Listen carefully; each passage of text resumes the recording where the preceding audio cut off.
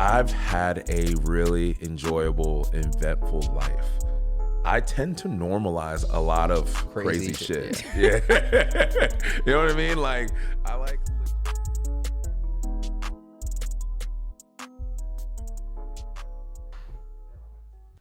All right, guys. Welcome back to Eighth World. We're back with another episode for Star Talk. I'm here with my host, Whitney Day. And we have a very special guest. And like I was saying, because this is our 50,000th take, but I'm going to repeat myself again. For the previous guest, don't come for us. You guys are special. But this one is a very, very, very, very special guest because this is family. Family. Now, this family guest is not just family. This is a very special person. He's the busiest man I probably know, just off of the list of shit we're going to go through today. He is a business owner. He is a reality TV star. He is a beverage director. And recently, a hot dog eating competition winner. And you guys may know him as Frank Mills on social media. But we know him as Frankie, our cousin. But give it up for Frank Mills. Hi, family. Hi, cousins. Hello. Thanks for having me on. Thank you for Thank being you for freeing here. up your schedule. Hey, Yes, that's busy easy money schedule. for y'all. Easy money for y'all. So how have you been? I've been well. You know, I'm as much as, you know, life has been hitting me with work and the pleasures of it have been fruitful. And you know, there's a lot of progress going on in my life, things that I'm looking forward to like bringing to fruition. You know, just opened another restaurant in my lineage of establishments that I've either been a part of owned, whatever it may be that I've done with them. And so far in week 6, that's successful. But beyond that, like personal life, like health, everything, I'm low key living the soft life, no FOMO for friends and whatnot. So like everything's good right now. Okay. Yeah. Fair. And then opening up the second restaurant, how's that been for you? All right. So, I mean, Well, but even before, what Yeah. is the restaurant? all right. Let's get into So I am the beverage director of Bar Chinoi. We now have 2 locations. The first one is in Mount Vernon Triangle in Washington, D.C. K Street, right? Yeah, basically. Right off of K Street. It's I Street, but right next door. Everything you know on K Street, like RPM, Delenia, CL, all that stuff is right down the street from us. But beyond that, Bar Chinoi is a Chinese dim sum and French wine and spirits establishment. We cater both on the heritage of both French and Chinese within our food and beverage program. And for me, I oversee everything on the pages that have anything to do with the libations that our guests take in, as well as staffing, education, and then making sure that inventory and orders are in order. So that one is now, the first one is almost 4 years old. October 1st will be our 4-year anniversary. Last year, we won Best Bar in DC in the Restaurant Association of Metropolitan Washington Grammys Awards. It's a nice play on words for the Grammys, but it's how our area, specifically the DC area, quantifies like success in this space. And so we won Best Bar. We're known for #1 happy hour due to Washingtonian Magazine. Thank you very much. Washingtonian Provs as well. And then our second establishment, which is not a Bar Chinoi, Bar Japonais, happens to be a Japanese izakaya and omakase French wine and spirits establishment that's only a few blocks away on 14th Street, the old Estadio space, which is like down from like, if anybody knows Barcelona or La Diplomat, we're about a block and a half away from there. So that's just celebrated a year anniversary only like a week and a half ago. And now 6 weeks ago, opened the second Bar Chinoi in Virginia, right across the bridge in Crystal City or National Landing, as the rebrand has occurred due to, say, Amazon and larger structures coming in that area and being near the airport. So I get to have 2 babies. Basically, I have a strong toddler and a newborn, you know, and it's not my first rodeo doing so. I did so in the past with this one establishment called Roy Boys, where we had multiple I establishments. remember That that. That was like good. post-COVID, right? Yeah, that was pre During and and- post. yeah. Yeah, it was pre and post. So this is like round 2 of something along this lines where I'm managing and operating multiple establishments and overseeing a multitude of staff members, and that's gratifying to see the success of it all. Beyond that, it's also a shit ton of fucking work, but I could handle it. And 1000%. being that it's like 2 different locations, like what's the different vibes? So Bar Chinois specifically is a neighborhood bar. If we emulate this over and over in time, which I think is the plan, we'll continue to replicate it. We'll always find neighborhoods that are really going to Have foot traffic. that are probably desolate for the remainder of their, say, metropolitan area. You know what I mean? Like Bar Chinois, DC is right above Chinatown. Bar Chinois National Landing is immediately when you come in Virginia, once you cross over into like Arlington, Crystal City side. So there's a highway in between, there. So these neighborhoods and the residents are really our prime target. And then the businesses that are nearby, because happy hours, obviously, I think people associate with getting off of work and having the decompression and stuff like that. Yeah. You know what I mean? So for the happy hour crowd, what is it mainly like the college kids, or is it usually the it's corporate? mainly it's mainly like corporate. It's like business. It's business focused. But with Bar Chinois DC, it's everybody under the fucking sun. Like we have. And this is like a real number, not like a hypothetical. We have roughly like 30 to 40 people at our door every single day at 5 p.m. when we open that flood us. And my bar is full, especially in colder months when nobody's sitting on the patio. My bar is full in 5 minutes. And then we're literally rush hour for 2 hours. We're cranking. We're doing $1,000 on average an hour in sales, and or 2 sometimes. Like realistically, right now Bar Chinois DC like averages $4,000 in the 2 hours between 5 and 7 in sales, and then from there, things like going to the dinner service and then late night and things of that nature. So how's the difference between late night and late night in hour, DC, because we're in Mount Vernon Triangle, it's a sleepy neighborhood. I think both of our neighborhoods are really sleepy, which means that like the establishments and the residents don't have like places to go, because after 10 p.m. everybody else closes. Definitely their kitchens close, but then those establishments that are nearby, like I said, RPM, Ardente, Delenia, the list goes on. They all close their establishments. So then their staff trickles into our doors by 10:30, 10:45, like clockwork every single day.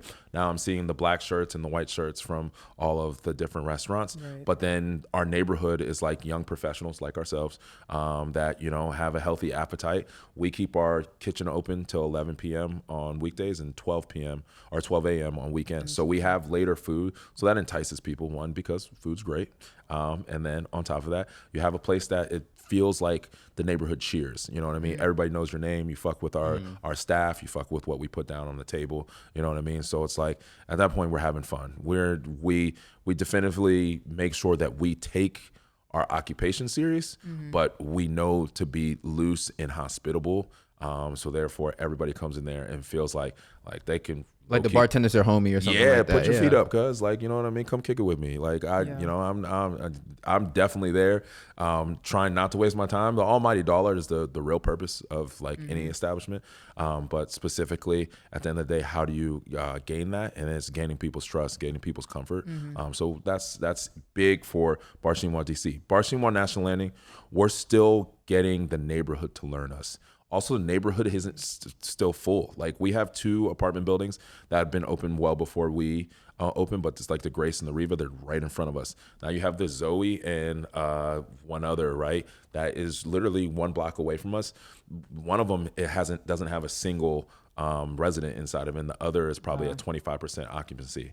So we're talking like this is an investment on our end. In a year's time, now we're a town center. We're flooded with foot traffic, people who already know us. We're established, even though other establishments are coming into the space too, coming in across the street from us. Well, they know one, it's beneficial for the establishment to have people come through their doors, see ours, vice versa. You know what I mean? Walk back and forth.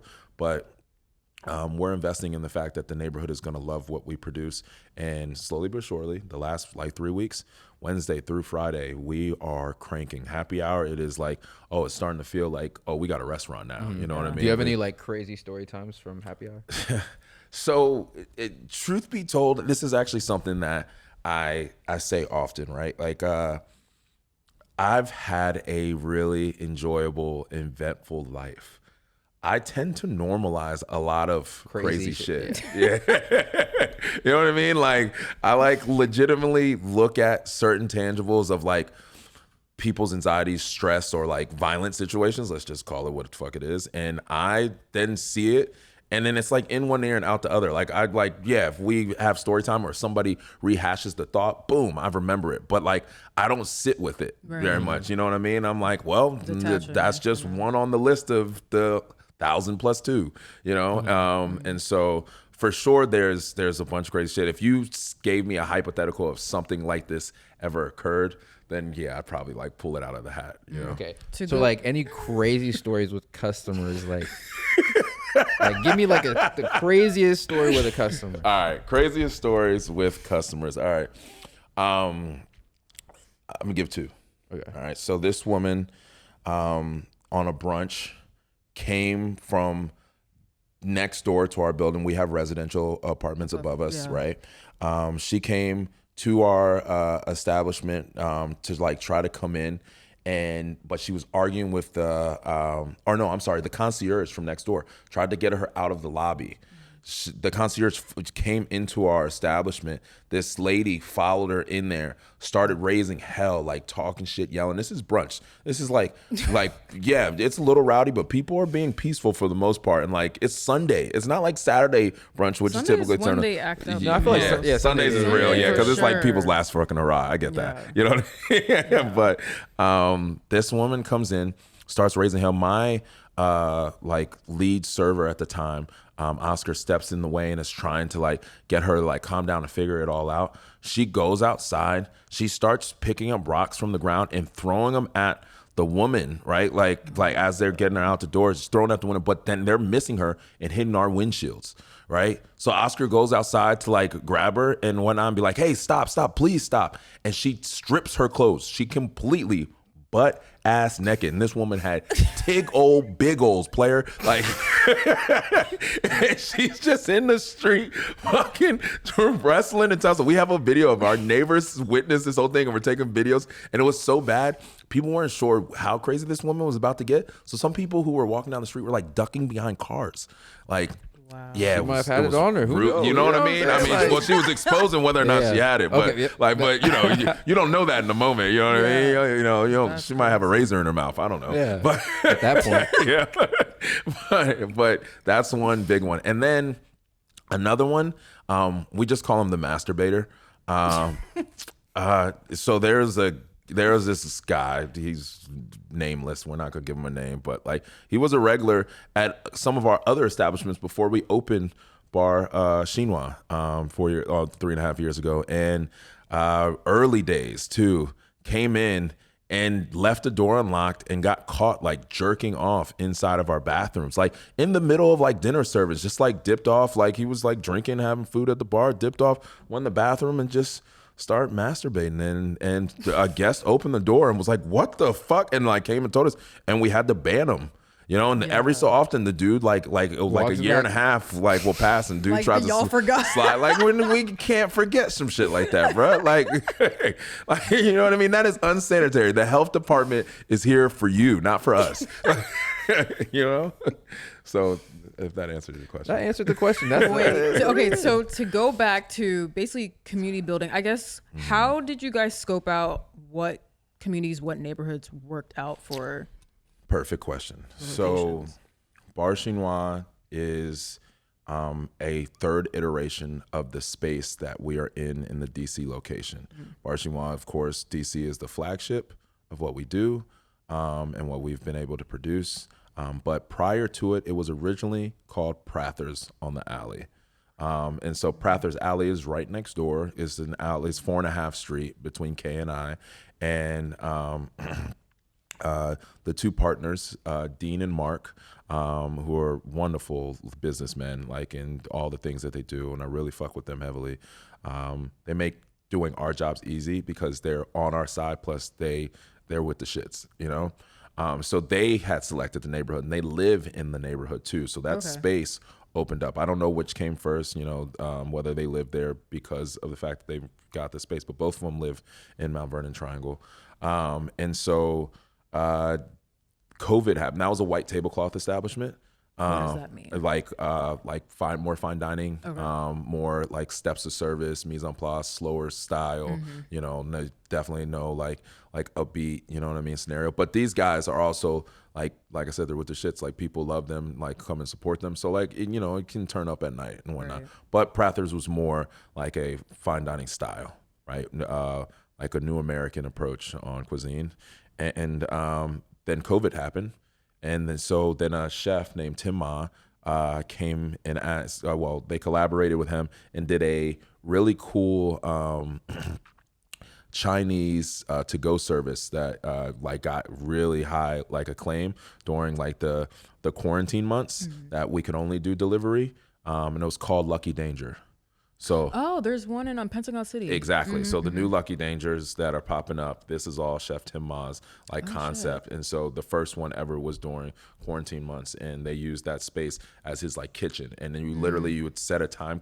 The food was so like so many people were so like captivated by the fact that they could get this food, and like there was exclusivity to it, that you had to select a time slot to then come pick up for it on a daily basis, right? And so that did wonders for them. And then two people that they knew from another bar and restaurant, Chaplains and Zeppelins, would be my friend Margot and my friend Jake. Jake had my position when we first opened Bar Chinois, and Margot came in as the GM, and Jake and her became partners. They left their company to become partners with Dean and Mark to open Bar Chinois. Part of the concept, French, is because Margot's French, and the French wine aspect of it, because we do 100% French wine, is because of the fact that Margot really does know her shit when it comes to French wine. So Dean is Asian, by the way, and so kind of those two go hand in hand on how we like created the fusion.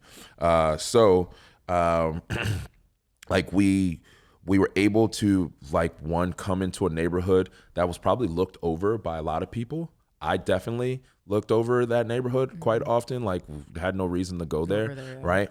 But nothing but like high rises, nothing but young professionals or people who have done well for themselves, and it just turned itself into like we needed this style of establishment. When Bar Chinois showed up in that space, we were well traveled, you know what I mean? And then within a year, once both people started to grasp our concept and we started to understand our systems, we took off. Yeah. So did you originally go to school for this type of work? What was it? No, I was in college for football, business management, and then I changed all of that my sophomore year for mechanical engineering with an automotive emphasis. I love cars, driving, and I got in trouble. I came home and just made a couple wrong decisions, ended up like getting arrested. And I just started a new relationship, and this girl was in college at George Mason, and I was working at a restaurant, Romano's Macaroni Grill in Reston Town Center. And when I got arrested, I got given work release, which is you're allowed to go and work during the time period you're in jail. So you're in a different facility. You get, if you're employed, you get to do this. And you have 14 hours a day to be out of the building and back in the building, like on the dot, or as long as you're scheduled. Like you can't be out if not. So I worked 6 days a week, and I started in a space where it was because of her boss. He was like, oh, like Frank could definitely, like, you know, one, they wanted to be character witnesses. They'd gotten to know me over the 6 months prior to me getting arrested or getting sentenced. And so they came as character witnesses, and they were like, listen, we got a job for him. He's never been in hospitality, but I have an aptitude to learn. You know, obviously I can converse comfortably with people, whether that's because I'm an extrovert or I learned over time. And so definitively at that point, something that I never thought I would do after being in school for 4 years was being in hospitality. But it was an open door to like fulfill, a different style of incarceration, which was really fucking beneficial for me.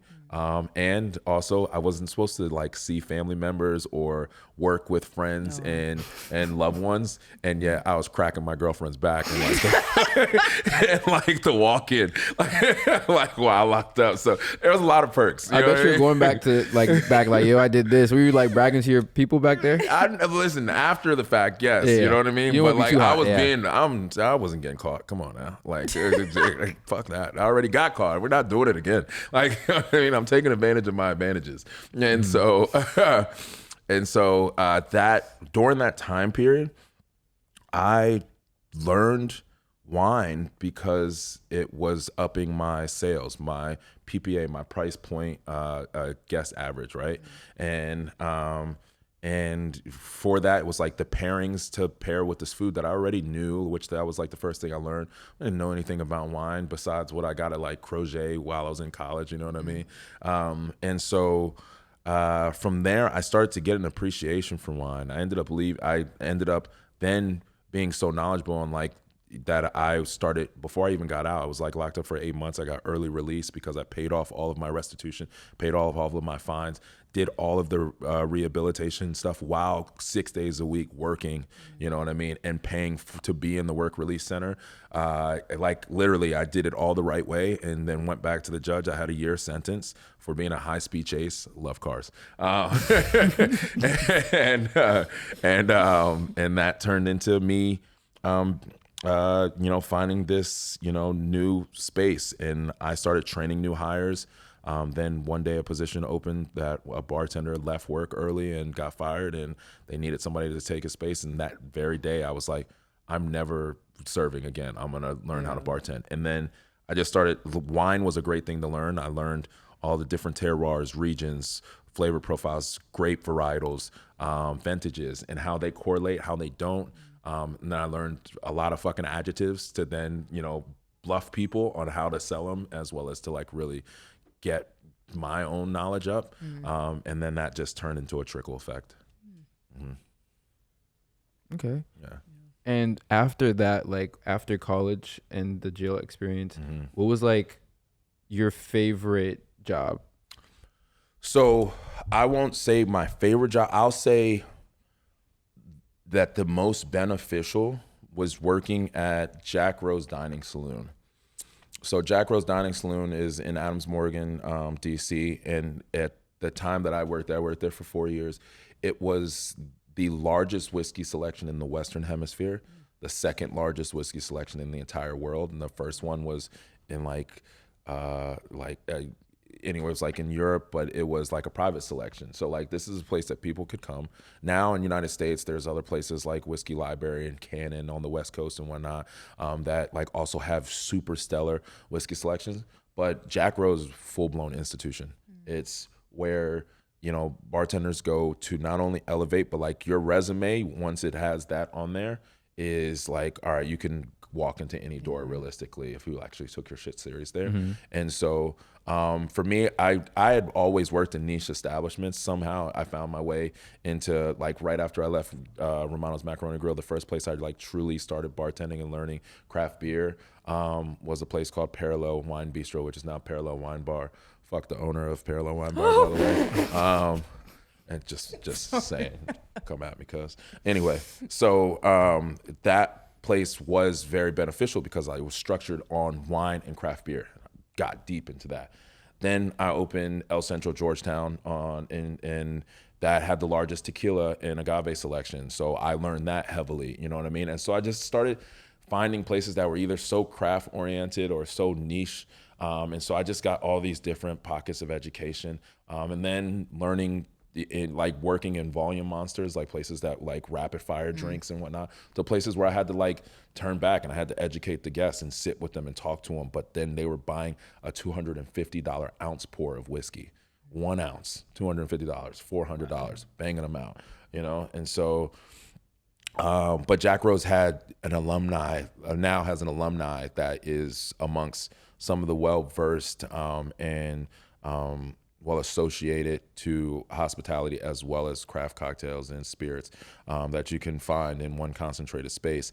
And there are so many of these establishments across the boards, but it also led me to meet these people that are in the other establishments, to be able to then learn from them, not necessarily have mentors, but to like be able to be a sponge from people who also treat hospitality as a profession and not just a job like a true career.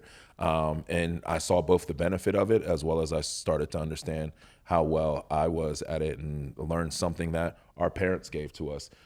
We ate a lot when we were younger, and because of our different cultures, right? If you didn't have an allergy, you ate everything under the sun. You ate American food, you ate Ghanaian food, but then like nobody stopped there. We went to Italian restaurants, you know, and we weren't scared to eat shit because we ate goat meat and pig's feet, you know what I mean? And liver, you know what I mean? So I tasted so many flavors. My mom is such a great cook specifically. And then my dad and his parents love spicy food. Like we like pepper, right? Like that's shito, right? You know what I mean? Like, so that led to me finding out that my palate was extremely developed and I'm what is called a super taster.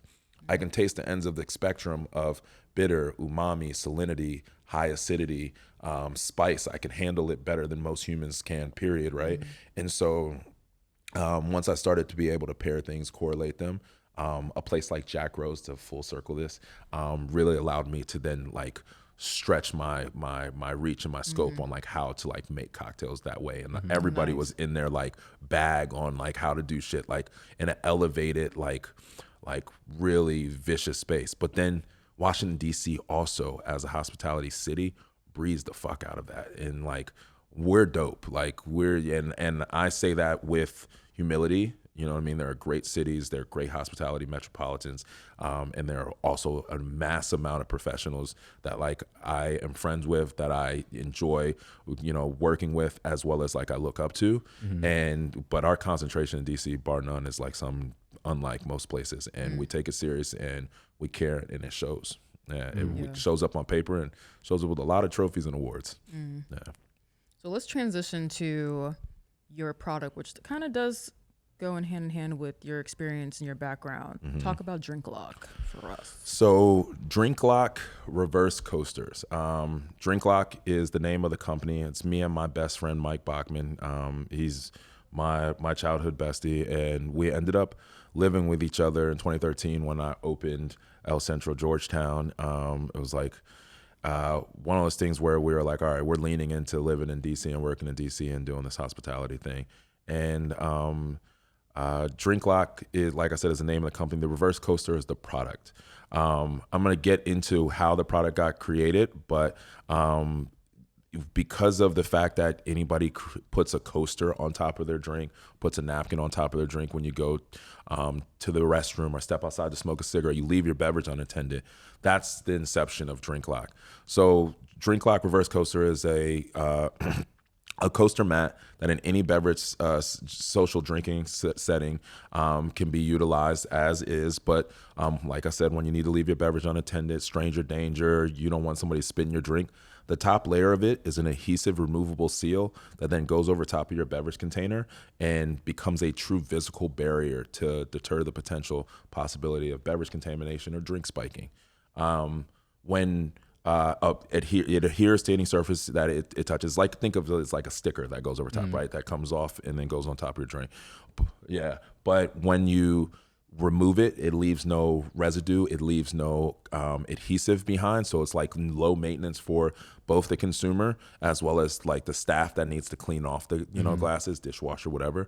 But then once it removes itself from any surface it adheres to, it produces a void transparency called in which you visually see drink lock void. You visually see if somebody's compromised your drink and broken the seal.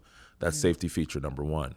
Number two, of course, if somebody has the time, they can rip off the top layer and then they can put some contaminant in and then put another one on. So safety feature number two, which is very important, is the DL number. It's an individualized serial number that allows you to reference that number from when you leave it alone and put it on and you come back. If DL 1002 is still on from when you left and there's no voids, it's pretty much foolproof to continue drinking your beverage. In essence, me and Mike created back in 2013 the condom of the beverage world.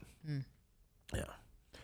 And like with that product, like the way you just enunciate that, was that like, did you do a Shark Tank thing? Or like, because it seemed like you had that set. Like, so I've said it a lot. I mean, pitch. 2013 was a long time ago. The pitch is set in, right? But ironically, yes, we were cast at one point in time to be on Shark Tank in 2015.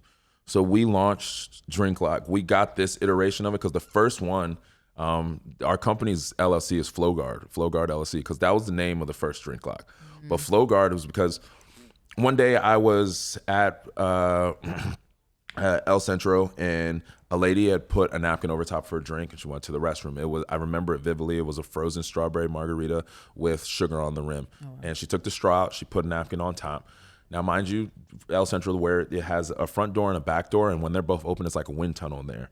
So at one point in time, I turned away from the POS, and when I turned back, I saw like the wind gust through and blow the napkin off. Now, I could put it back on, right? But I don't want there to ever be like, you walk out, somebody sees me and be like, what the fuck? So I'm like, I'm just gonna leave it, right?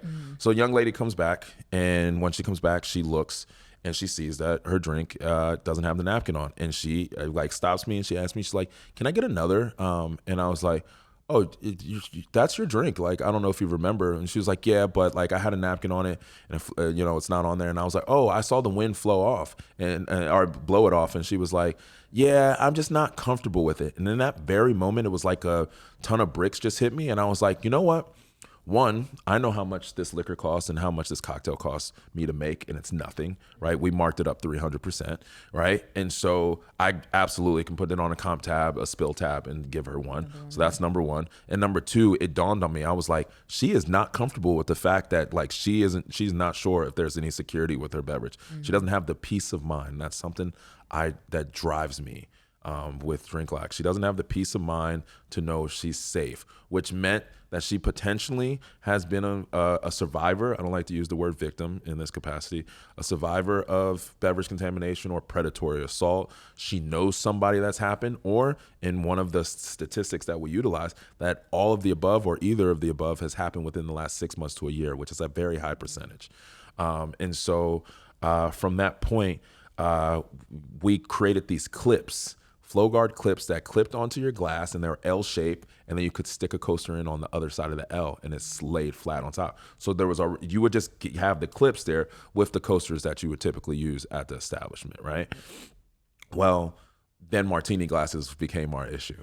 Martini glasses come at an angle. They're 45-degree angles. So if you have a 90-degree clip and you have, you know what I mean, it's just sitting in the air. It's not actually sitting on top. And you're like, all right, so this isn't convenient for all glassware, which then at that point kind of makes the due diligence of this product not worthy. Yeah. And then Mike came across tamper tape. And tamper tape is what the first prototype of Drink Lock became. The reverse coaster became like our reverse engineering.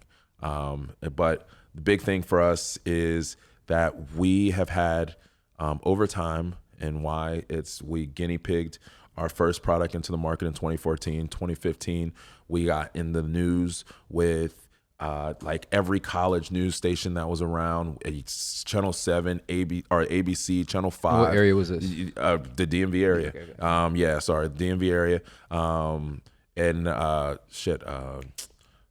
Fairfax Gazette, Fairfax Times, Gaithersburg Gazette, they all interviewed us, and it was like 2 men DC bartenders created a beverage safety product. And a lot of times during that time period, this was before the Me Too movement happened, so it was still a taboo to even converse about the fact that like people were being contaminated or sexually assaulted through to like beverage contamination at a bar. So it wasn't a product that everybody wanted to associate to, because they're like, am I safe at this space?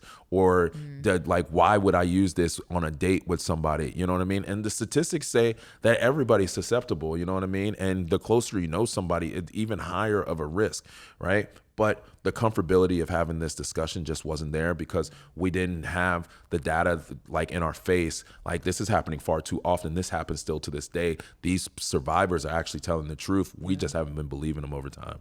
You know, so Shark Tank found out about all of our footage, and one day called me while I was at Roofers Union bartending on a Monday, And I had to like step into the liquor cabinet, you know what I mean, and like talk to them. And they were like, hey, we've got a lead on you guys and we want you to fill out all this information. And it was like a 60-page, like real detailed information of like our sales, like our story, like all these, you know, stats and whatnot about us, you know, monetarily, whatever.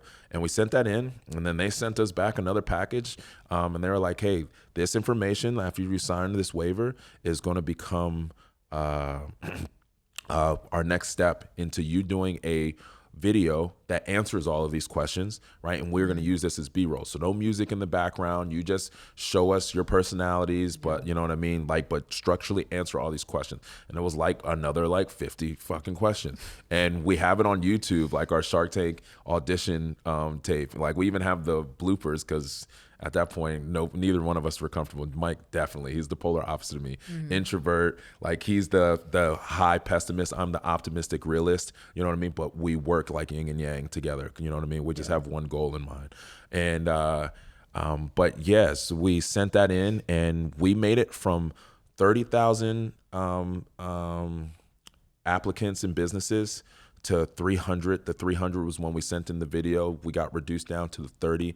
And then within that season, that 30 gets chosen. But what we found out is like 10 or so are like meant to be like not good products or people, you know what I mean? Because not everything can win a Shark Tank, or you know what I mean? Entertainment yeah, factor. they had the entertainment factor. There you go. So we weren't part of that big fish. Luckily for us, I found out shortly after how that works, and just signing on, ABC would have taken 2% of our company if we brokered a deal. So we say you broker a deal, you say you have 51%. Now you're a majority, right? Well, now ABC has 2%, and then Mark Cuban has 49. So now you have 49, and you're equal across the board. Mark Cuban's gonna fucking swallow you. Yeah. You know. And so like sometimes that's how the cookie crumbles. So it was like a cherry on top to have been on there, but the exposure alone definitely did us well. The issue was that the product, which we are still to this day, you know, a decade later, working on finalizing the secondary prototype, which will be the final entity that we bring to market, is definitively had a adhesive issue. Like I said, think about a sticker that hits water. It slides, it doesn't adhere. So for us, it was a big deal to like have something that like adhered like purposefully, like was amphibian basically, and as well as FDA approved, low allergen. And that became a decade-long challenge for me and Mike. And we're very fortunate. We're in bed with a new company right now, a new converter, which deals with resin and polymers and custom adhesives. And we're very close to a solution. Ooh. Yeah. Give it up for that. Thanks. So then I guess what is the next step after that? Like once it's all finalized? So you had mentioned at the beginning, like you're talking to me, you were like, what does, quarter 3 look like for us? Quarter 3 is definitive to finalize the adhesive solution. All right. I'd like to talk about positivity and manifest things into existence. We're talking finding with this converter and our past manufacturer a way to sandwich laminate our original seals to a new adhesive that plays itself out to be able to stick just like in a product that exists out there that like I finally like picked up on based off of all the fucking tattoos I have on my body. Tegaderm. Tegaderm's like second skin, and it's like that clear skin that they put, like clear adhesive they put over wounds and whatnot. Well, it sticks to your skin, it sticks to open wounds, it sticks to liquid, and it stays there. You can wash it so it becomes waterproof once it adheres, right? And also it low allergen, hence why it can go over low. So immediately I'm like, 3M, let's reach out to the people who made it. 3M makes these patents, but then the converter is the one who create the products and then package it for them, right? And so 3M, Scotch, Chinese companies, we've talked to them all, USA company, some people just didn't believe in us, there's a couple of companies out there, one day, it's gonna be, oh, I can't wait, you silly bitches. Anyway, but they just didn't believe that either we were the small fish and they just didn't think that we had the backing, or like I would be able to produce the revenue for something of this magnitude, or they didn't take it serious that this product would be worthy of their time and energy, or that it would work, like marketability. And I'm like, at the end of the day, there will always be bartenders and there will always be mechanics. One, because people are always going to be thirsty, and two, people are too lazy to walk everywhere, right? So with that, the association of like both drinking and driving, or drinking and being safe in that space, men, children, women of the age of 18 to 35 are our highest market for of sales, because they are the most susceptible to predatory assault, right? The number one thing that's associated to the number one drug that's associated to predatory assault or sexual assault specifically is not Rohypnol, like roofies, or ketamine or GHB. It's alcohol. It lowers your inebriation. It adds to inebriation, lowers your inability to protect yourself, and also for the assailant to rationalize right from wrong. So it then tends to be the thing that's directly cusp of what then happens in a bad manner.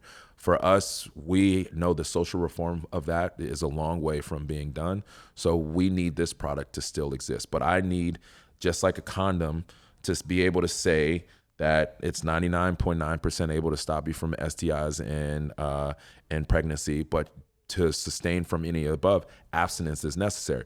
For us, Drink Lock is a beverage safety product that prevents the possibility of beverage spiking, but never leaving your beverage unattended or alone is best case scenario of none of those happening. Right. We need a product that is finalized, that I can put it into market, we can start selling it, because there's two folds of why it's necessary, and we're very close, and that's what Q3 is. It's just finalizing that adhesive. Once it's done, I have 3 markets: large, small, and mid. Large, liquor conglomerates. Every single company that we see on the wall of a back bar, drink locks are 5 square inches. I haven't really talked about it. It's 5 square inches, right? And then it has the drink lock logo, and then it has like some instructions on how to apply it, right? For like the first users of it, you know what I mean? The first couple years we'll probably do that, and then from there it'll be a household product, right? Stocking stuff or whatever. But it is 5 square inches of blank space. Any logo, any product, any idea, any company, anything they want to say can be written on there. And now it's put in front of their consumers, and their consumer associates them to being one to care about them. This is just direct marketing while also having a form and a function, right? So those liquor conglomerates now get an allocation from us for several tens of thousands of drink locks for sales. They put Kettle One or Budweiser on it, then they put it to their distributors. Distributors give it to the establishments for free, just like the napkins and the swag and the mats that they give already with all the branding. Right. And so then the next is your mid-market. That's your universities, your hospitality establishments, your sport arenas, your music venues, all of the above, and your convenience stores. Now, they all have their own, like, say, for universities, which is a big place for us, the universities will have those lifestyle vending machines that have, like, menstrual products and condoms and toothbrushes and stuff. You'll have Drink Lock packages of 10, 2 for $5 inside of there. You get it for $5, right? Or 2 for $1, so $5 for the package. Same thing. CVS, Party City, you have that in their checkout aisle. But then at casinos, when they're doing cocktail serving from the bar to the guest at the table, they put a drink lock over top of it. Hotels, you go into a hotel, the plastic wrap that's over top of the drinks in the bathroom, the cups in the bathroom. Now they're drink locks on them. Or when they're doing room service, so there's no liability for them. It lowers their, like, somebody did it from your staff, right? They put a drink lock over top of it. So the application is crazy. It's huge. So we utilize that for a level of sales. And then small market is business to consumer. Now, imagine going into a restaurant, you have them in your clutch purse, and it's like, you have customized ones that you purchase from us that have like pink elephant print. So you don't even have to think about the fact that it has a drink lock number or which one it is and associate that, because now the pink elephant print one is mine. So if somebody took that off and put a different drink lock that said Bar Japonais on it, you know what I mean? Then you'd be like, hold on, pause, right? Like what this isn't right, like you're trying to get over on me.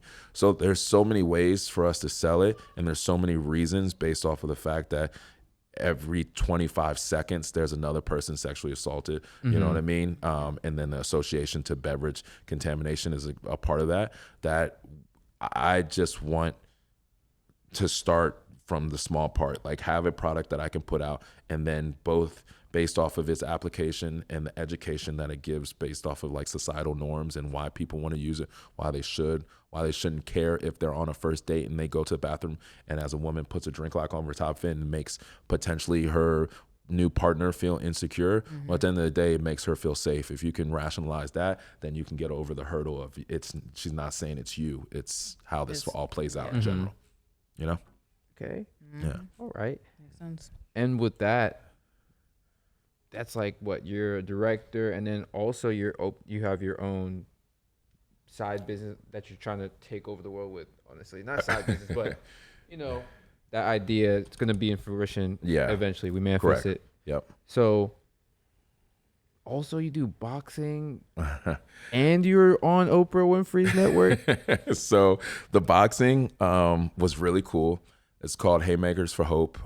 This is almost 2 years ago. It was a year and a half ago.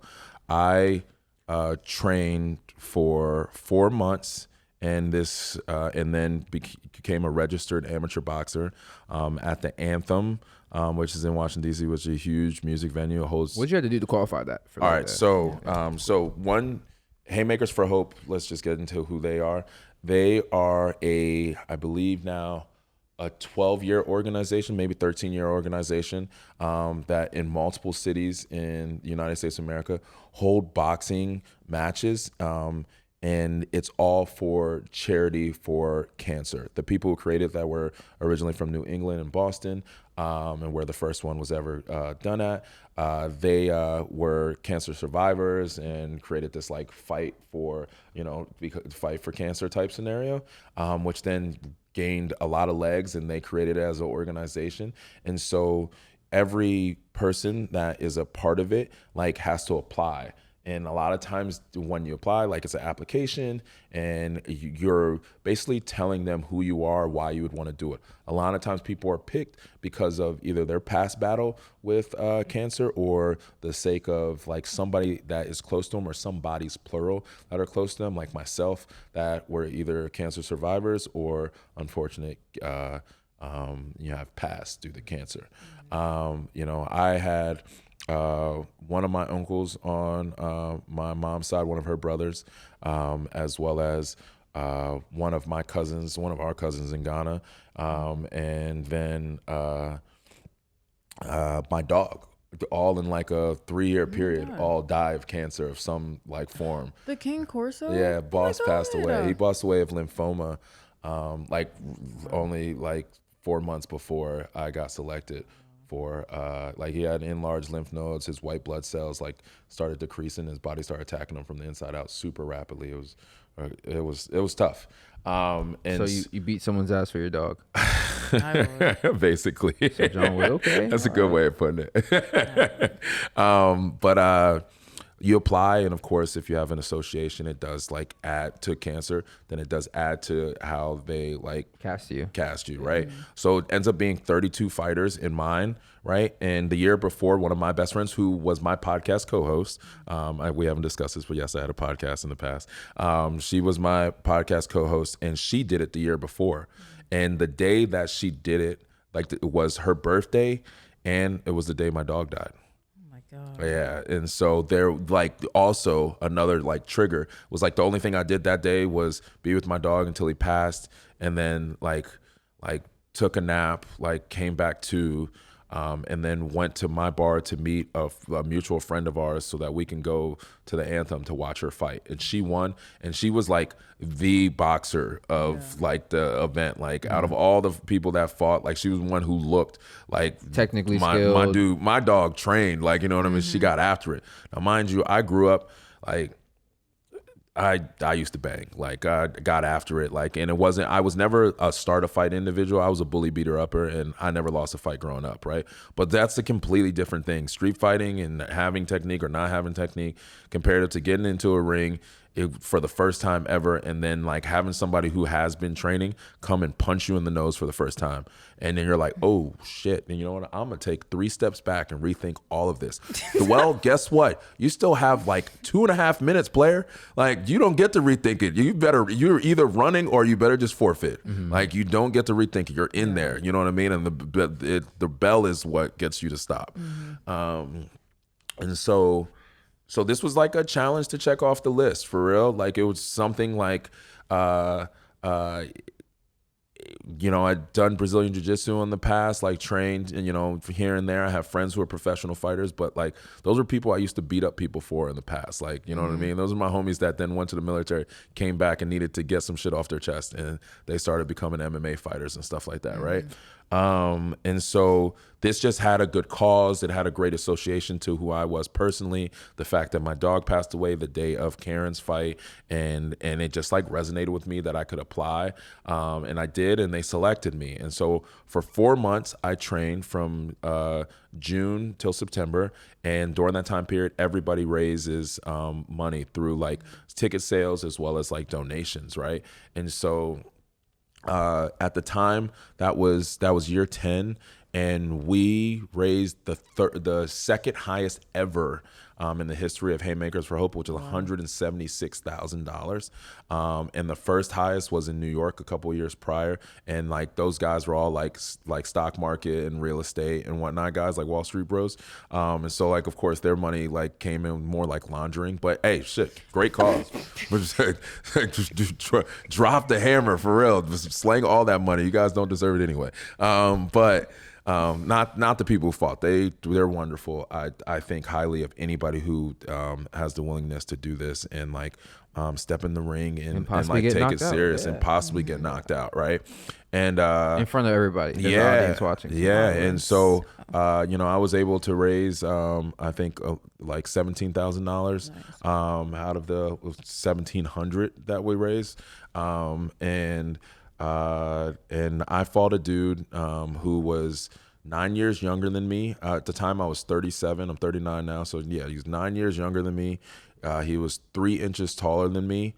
And he had like the same reach also. So like, kid had like more hustle, like, you know what I mean? Just naturally, well, maybe not, but you know, yeah, but like he was also a big boy. Like we're heavyweights, you know what I mean? Like we fought at 225. I was only 225. Yeah, you weigh more. I know. I weigh 250 right now. Oh, and okay, I was 240 when we first did our initial weigh-in, and then they selected our weight for us. So I had to do all the drop. He was like 227. He needed to drop like 2 pounds. You know what I mean? When we first got pulled. So it was a lot for me. But ironically, my coach was one of my castmates on the reality show on Ready to Love. Yeah, so Walter Jones is a past boxer and a very successful boxing coach, and I get to say that I'm one of his boxers, and he has an undefeated record with all of his boxers, and I was one of them. So yes, that's the outcome. I ended up knocking this dude out in the what round? I knocked him out in the first round. And then for the next 2 rounds, I won every single round. I just, you know, we fought, and it was not easy, and we were both gas big boys, you know what I mean? But it was real. It was 3 3-minute rounds and 3 2-minute rounds. Let me get that right. And they feel like forever while you're in there, and especially when somebody with 200 plus pounds on them and a bag of muscles is throwing punches at you. But I was giving Cuz the business. Like I was topping his ass, like for real. And so, but he's a good dude. And you know, we met like later that night, like, you know, and then, you know, we've seen each other. His name is Sherman. We've seen each other maybe a handful of times since. But like, it was well worth it. Like the pride that you have in doing something of this nature for this reason, and each fighter gets to choose the cancer organization that their money gets to go to, and then ticket sales and like the overall arching stuff that the Haymakers for Hope, they then choose their own, right? So there's a multitude of cancer organizations that are getting funded every single one of these bouts, every single year, you know what I mean, in multiple cities, you know what I mean? So they're doing a lot. Like I think they're now in like the 30 millions of like of donation, like, you know, so something I'm very proud that I did. And as a registered boxer, you can look me up. I'm 1-0. I'm undefeated. This shit ain't paying my bills, so I ain't doing it again. You know what I mean? And at this age, like, there's a senior bracket, but like, what do I got to prove? You know, Oh, that's so crazy. Senior bracket, right? yeah, right. Like I got other, you know, ventures that, you know, are gonna need you fully. Fully lucrative. No blown Achilles, no eye sockets, no, you know what I mean? No migraines down the line. Daddy did what he had to do, and I'm out of there, player. And so the guy that was your coach, how'd you end up meeting him? So we met because he was also cast on Ready to Love. So do you box before Ready to Love or after? After. Yeah. So Ready to Love happened. So boxing happened in 2023. Yeah. And Ready to Love was 2021. Ready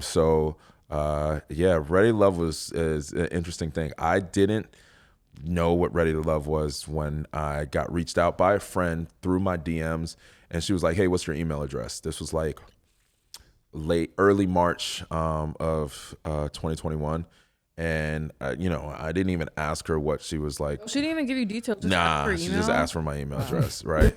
Yeah, and I knew that whatever the email was gonna be was gonna give me the information of whatever she was trying to get at. You know what I mean? Trying to sell me on something, trying to put me on, whatever it may be.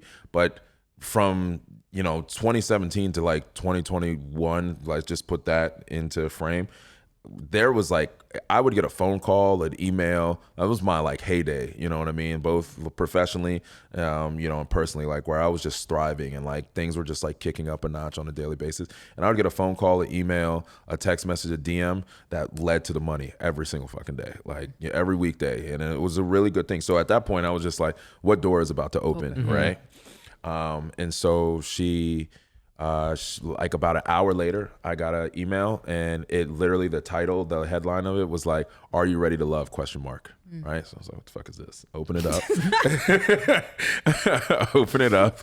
And it's like star TV show with nephew Tommy, who happens to be Steve Harvey's nephew, and they do the radio show together, WHUR, yeah. And so like, it's like, is coming to Washington D.C. And we are looking for individuals in the 30s. And are you a black individual from your 30s and 40s that is affluential, successful, or is doing well for himself but hasn't found their one true love, right? And it was like, if so, like, apply here. And it had like a button. So before I even pressed that button, I was like, and mind you, the girl who sent me this information, we kind of liked each other, you know what I mean? But it just never played itself out. She was like, yo, find somebody else. It never really played out. But like, you know, Kamara Noel, you know who you are, you know, it was like, it was a cool thing, like for her to open that door for me, because she saw me as a valuable bachelor, right? And it's because I think she knew one of the casting directors, like agents that was in the area, Thea Washington, right? And so she was like trying to help her with finding like eligible cast. Right. And so she reached out to me through that, and I went into YouTube and I looked up Ready to Love, and I happened to see like the season before my season, the Houston season, and I was like, oh shit, this is kind of low key cool, and then and I was like, you know what, let's see. This is how to love season 4 or 3. So we were technically what people would say is season 4, but we were season 5. There was one season which was like the pilot, and then one of the seasons was like in the middle of like they did like a resort, like, so this is the thing with with Ready to Love, it wasn't like Love is Blind where they put you all in one space, or like any of like The Bachelor where everybody lives with each other and whatnot. Like you go home on a daily basis. We're getting chosen to go on dates with respective individuals, you know, and creating interest and connections and things of that nature. So long story short, I applied Then that went through an entirety of a process. I like had a Skype meeting with one of the casting directors in LA, and they like had multiple other people in the room or like in the meeting room that were like blacked out. And they were just basically looking at my answers and understanding who I was as a person and why my love life went the way it has, and you know what successes I've had. And then from there, they like give you your preliminary, like we've narrowed it down, you're a part of this. So now we're going to put you through all these psychological tests and make sure you're not like a risk, or like you are the type of personality we want, or you be sincere and serious about this, right? Or there's like an entertainment value behind you, but like also you're not going to wild out and be like Puck from the first season of Real World where like you're breaking shit and going ham, you know? And so you go through, like, I went through a Myers-Briggs test, like with a psychiatrist, like on the other end of a Skype, like sitting there being able to see all of my answers, right? So they're taking in my personality style. Then they're like doing background checks on you, like to make sure that, you know, like you fit the mold, as well as like you don't have anything processing in the background and shit like that. So yeah, eventually I got selected. And I've ended up on the show going there. And the premise is, like I said, black men and women, African-American men and women in their 30s and 40s. So the show starts off, we all go to this, we went to this mansion in Great Falls, right? And it was like our meeting soiree, and it's 10 men, 10 women. We all come out individually, and we just like mingle for the entirety of the day and really get to know each other. And that became like the basis of like some of those relationships, because at that point it was like whoever you like really like match with, that's who you started going on dates with next, right? And so then episode per episode, what ends up happening is people will get eliminated. One week, the men have the power, and the other week it's the women. Okay, it was like it wasn't like America Votes. Mm-hmm. No, it was us. So basically, we would say our top three, like strongest connections and our bottom three connections, and across the board we do that in like a men's lounge, right? So nephew Tommy comes, talks to us at a round table, asks us about all things. We start the week off by he telling us how to like go on dates, or like if we're changing up the style, like you typically don't go for this style of person. This week you're going for the person you least expect, because clearly hasn't been working for you. You know what I mean? And So did you have to like switch up your style a lot, or? I ended up finding out how sincere this shit is, right? Like I went on super intentional, like regardless of what anybody thinks, like I'm fucking lover. Like you're giving you. I don't know if you're familiar with like Love Island currently, but Yeah. like you're kind of like giving me the Amaya Papaya vibe. I'm not sure. All right, listen. Some people might know that on here. Yeah, but, I'm sure they do, because Love Island is popping right now. I have yet to have a chance to sit down. I didn't really vibe with reality dating in the past. Obviously, I got on one. I saw like the ugly head that pops up in the back, you know, and then, you know, but I see the benefit of it too.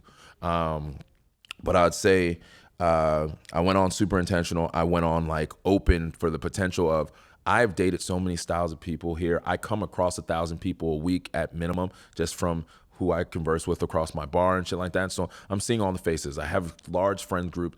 I feel comfortable throughout the DMV. Like it's all like the back of my hand structurally.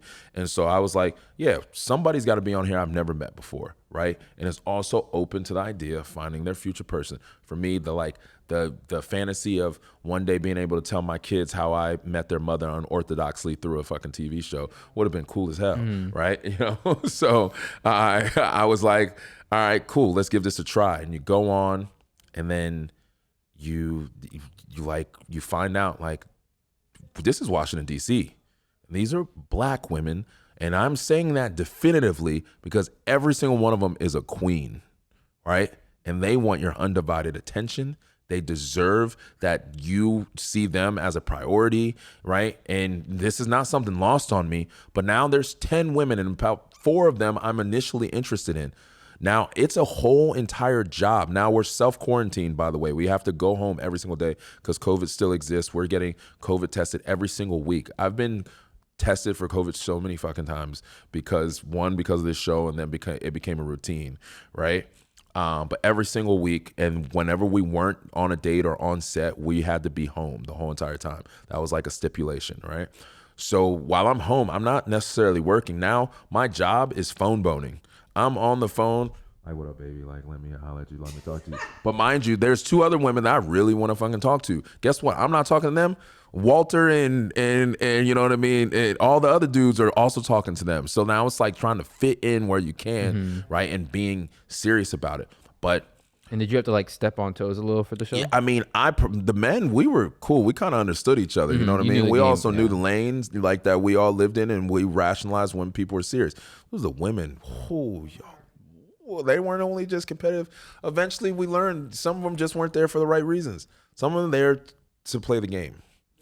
You know what I mean? Some of the men were there to play the game too, but But I feel like it was bad and it was good. I loved the opportunity. I enjoyed being on there. I ended up I ended up being one of the last contestants on the show. So like I made it to the end as with castmates, and towards the end it's 4 potential couples that then decide if they want to continue their connection beyond the cameras, beyond the show. And so there's a lovely woman, Mumin. She's absolutely amazing. I take nothing away from the experience. If anything, if I had to do it all over again, she'd still be the person that I selected. I would have just given her more time earlier in the process. And with that, we just found out we weren't on each other's end all be all, right? You know, how that came about and like how it managed. You can go watch the reunion episodes and see how they tried to drag the shit out of me. But beyond that, like now we're super amicable. Everybody like on our show is like a family, but there are some people that were there that weren't eventually. And mind you, they became some of those people who I'm not necessarily comfortable with or like do I associate with anymore. Like they created their relationships based off of that, right? It's just that they hindered a lot of other people's relationships, right? And they were fiddling in like the pot, like trying to mix shit up or make sure that their friend's man stays on while these people who are really making real strong connections get off the show. Get off the show. Yeah, so like what was like an example that showcased that? There's a crew called the Brown Girls Club. Now, mind you, everybody's black on there, right? Yeah. So It's like the light skin crew or something? no, they were the dark skin. They're the dark skin crew. Okay. Right, or the darker skin, and so it led to a portion segue of colorism to an extent. And I talked about it on the show, and then eventually that got cut out. But I was even asked by production to like have this talk with one of my homies on the show, and it was because we went away to like a resort for a weekend, and a lot of shit popped off, and a lot of like ugliness came about, right?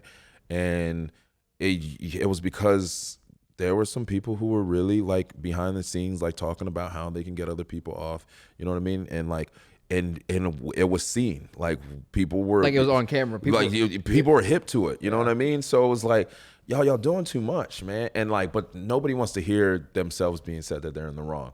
Plus they don't see it or they don't care. You know what I mean? And I mean, this is all like, for me, it's very much, I'm past it, right?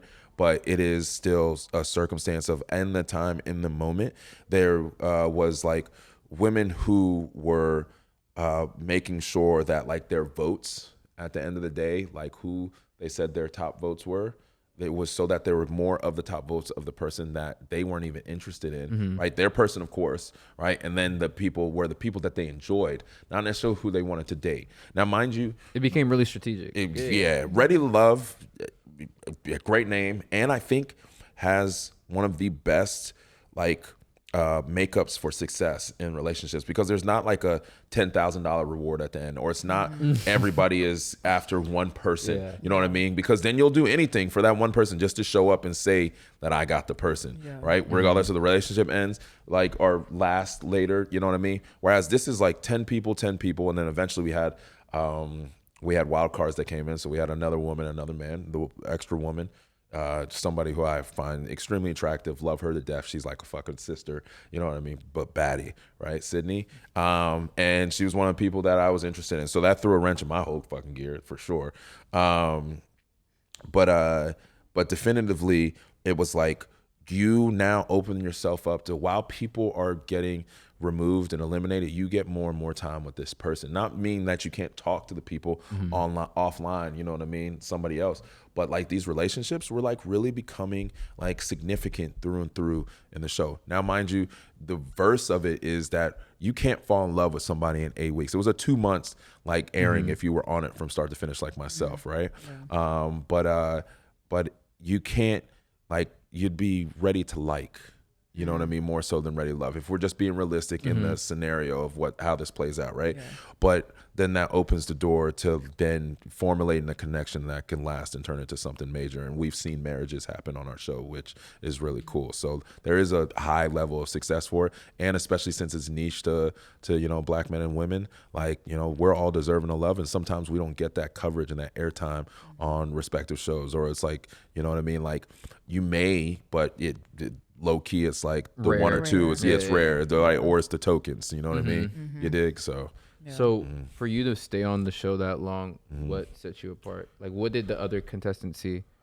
I think I'm genuine. You know, it's funny. At the end of the season, we all like started to create our like real bond, you know, like, or we created our bond because we went through something so unorthodox and different than anybody will ever go through, right? Like fucking glorified speed dating on crack, you know?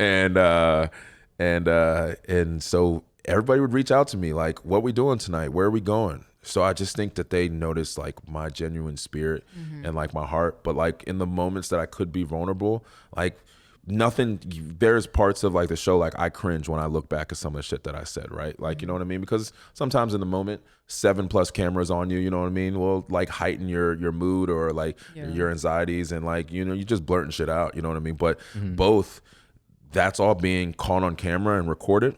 But then, damn, editing is a powerful tool.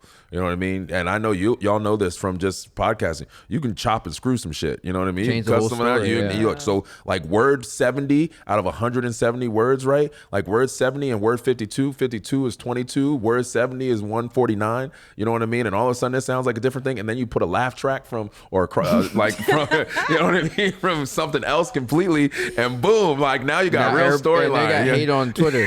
Exactly. And boy, Black Twitter does not play. Y'all are funny as hell.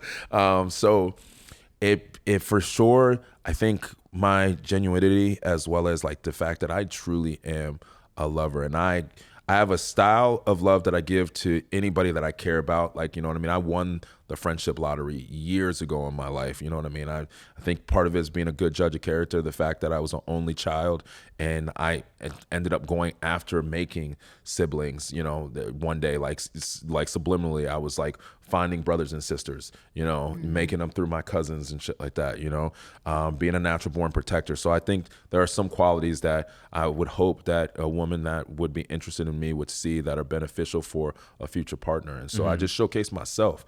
The other side of it is like, I'm no slouch. Like, you know, I'm put it on thick. Like I'm intentional as fuck. And I'm not losing. I didn't lose no boxing match. I ain't losing no hot dog competition. I ain't losing a loved one. But, you know, I'm selective now. I'm older. Like I've always wanted a family. I knew probably when I was 5 years old, when I figured I wasn't gonna have siblings, that I'd probably be a great parent, you know, and like one day I was gonna be a daddy. Like I always joke, like I call myself daddy a lot, you know what I mean? Day stop. All right. You're not even allowed to hear that, Keith. This is a conversation between me and so I call myself daddy a lot, right? Like, but and some people are like, I'll never call you daddy, and then all of a sudden they're calling me daddy, and it's like not even a joke. Yeah, real talk. Y'all know who you are. I am daddy. Anyway, so but I always joke that I'm like, there are at least two people in this world that need to be calling me daddy for the rest of their fucking lives, right? And that's the child that I produce and the partner that helps me produce it, because biologically I can't. And I know that, and I live that, and I'm yearning for it, but I'm a manifest, never force type of person, you know what I mean, with actual intention and effort. So the day is that this part of me right here, all the love that I give, there's still one special like door that hasn't been opened that I'm gonna crack open. It's gonna be like putting Simba in the air. I am this is mine. You know what I mean? And everything you see is yours.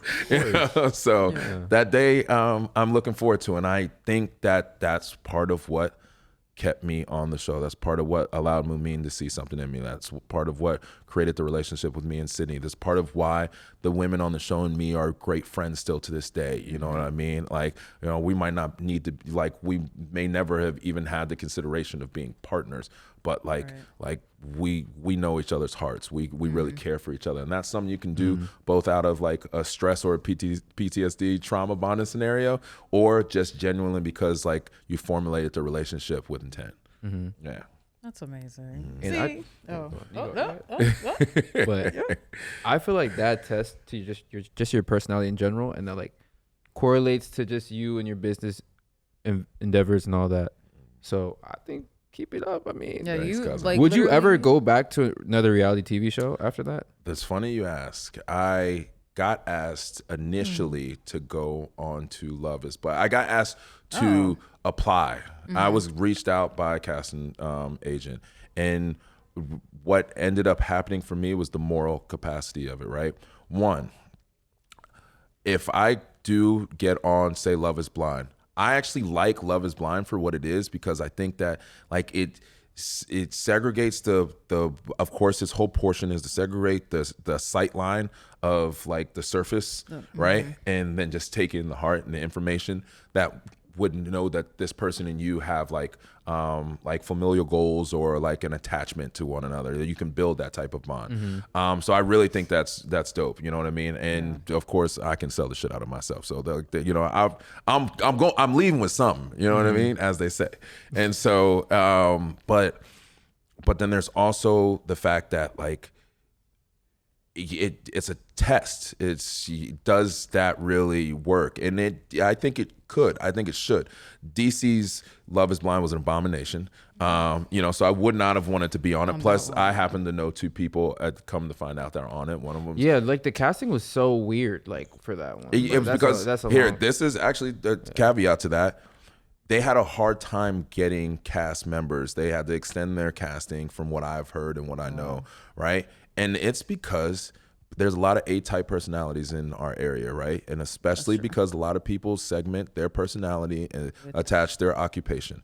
And so their identity is their occupational and professional identity. And they can't, even though that was intriguing to them, they really want something of that nature. They like, even if the fame of it, you know what I mean, the infamousy of it, they just really couldn't break apart from the fact that it would have to do something towards their professional career that they couldn't see or fathom, you know, and a lot of people just don't have that gusto to like to take that leap of faith, right?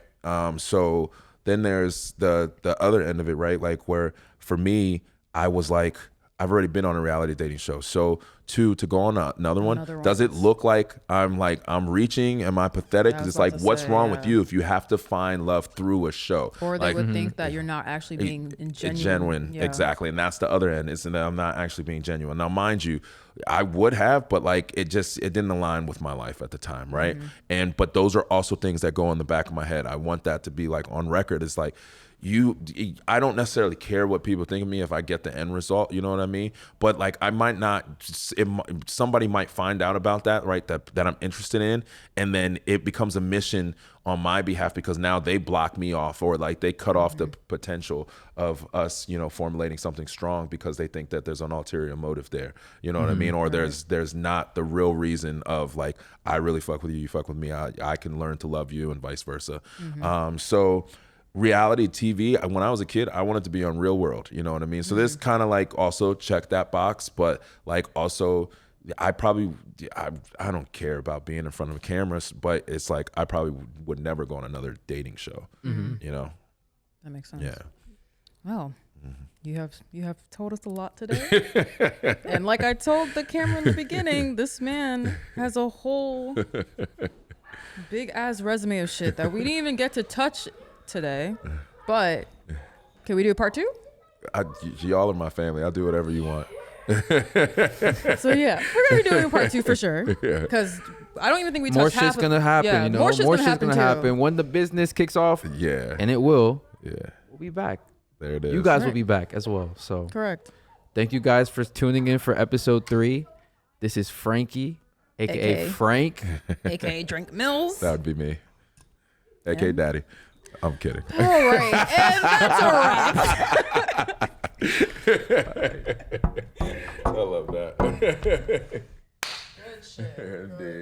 five. I love it. Thanks, y'all. No problem. That was fun.